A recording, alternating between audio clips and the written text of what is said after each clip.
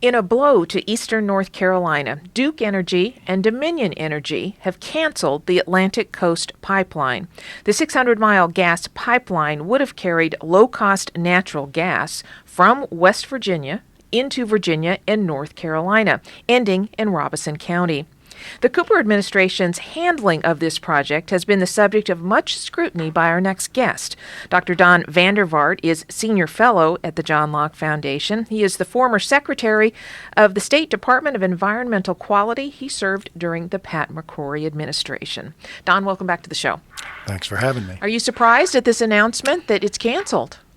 I am somewhat. Recently, Duke stated and Dominion stated that they were concerned about the uncertainty of various challenges. And in fact, very recently, the Supreme Court of the United States actually found in their favor on a very important issue about their right-of-way. So it was moving forward then. There were other challenges, but that seemed to be one of the more serious ones. And we got to remember that Duke would not have withdrawn from this project if there weren't some issues with the economics of the project. And as you mentioned, first of all, the project would have been a boon to eastern North Carolina. It would have delivered low-cost natural gas to North Carolina in greater supplies, which we need.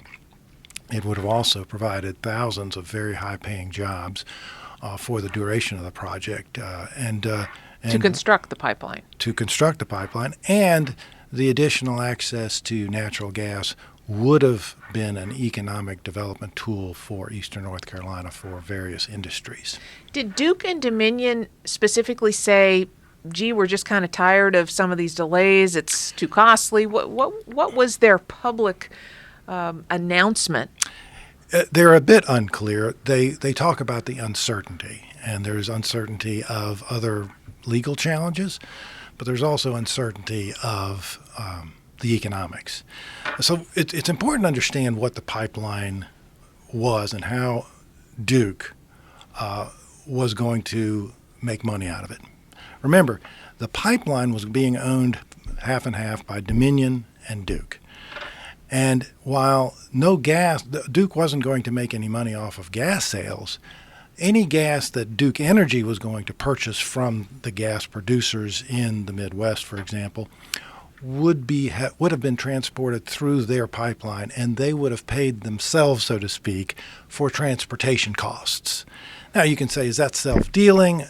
In fact, Duke needed natural gas, and they're going to have to pay somebody, and it's a very regulated industry, so that's probably not untoward.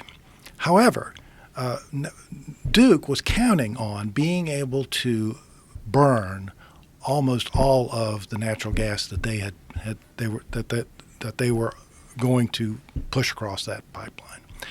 So the real question is did Duke feel, or is there an uncertain future in combustion of gas for power generation in North Carolina that would make Duke be concerned about whether or not they were going to actually buy as much natural gas as they had planned to buy? Help us understand why it's so important to North Carolina and the Southeast region to have plentiful access to natural gas. Really two reasons. The first reason is that it is a very low-cost form of energy right now, thanks to hydraulic fracturing. And so Duke has been burning more and more gas purely based on the cost benefit of using natural gas. So you saw coal plants being retired, in some cases prematurely, because the economics made sense. They were being replaced by baseload natural gas combustion generating plants.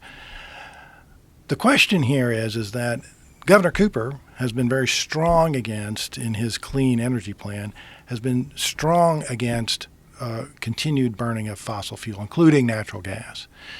So the inescapable question here is whether Duke believed that the Public Utilities Commission, now run by Cooper appointees, was going to allow them to burn the full capacity of the gas that they were anticipating using the pipeline to deliver. And if that weren't the case, if there was something going to change, the economics would make sense. And so that would be a reason enough to walk away. There's nothing that we know about in terms of what's going to happen next. But let's face it, we're all going to pay more. Duke, when faced with adding generation, is mandated by law to provide us the lowest cost.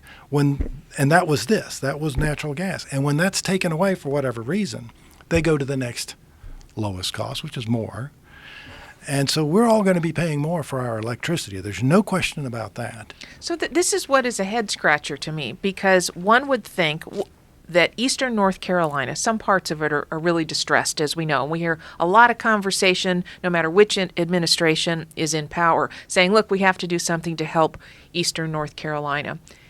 There's no way that any household can avoid having a bill for energy. Okay, Absolutely. electricity, you got to be able to turn on the lights, you got to be able to cook, etc.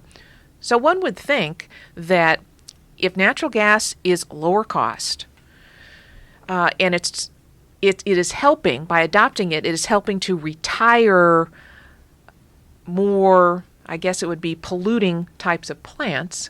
Wouldn't everybody be for this? I'm still trying to figure out why it's not going forward. The main reason that you can point to is the Clean Energy Plan by Cooper. They view natural gas as problematic as coal. Coal plants are very clean right now, but they still generate greenhouse gases. Is it because natural gas is coming from fracking? Is that the connection? No.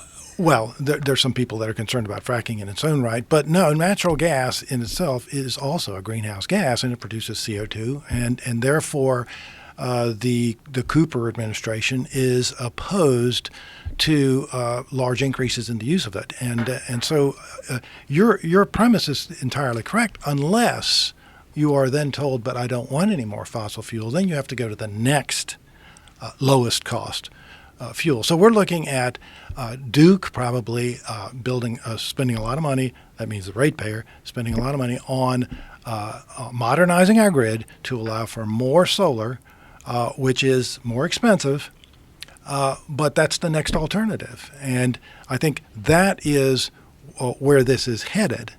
And so, yeah, we're going to pay more. Duke's going to do fine. Duke makes money. Remember, they're regulated. They're going to make money whenever they generate electricity. And, in fact, they've got a non-regulated division that makes unregulated profits from renewables. So they don't mind renewables in their own right.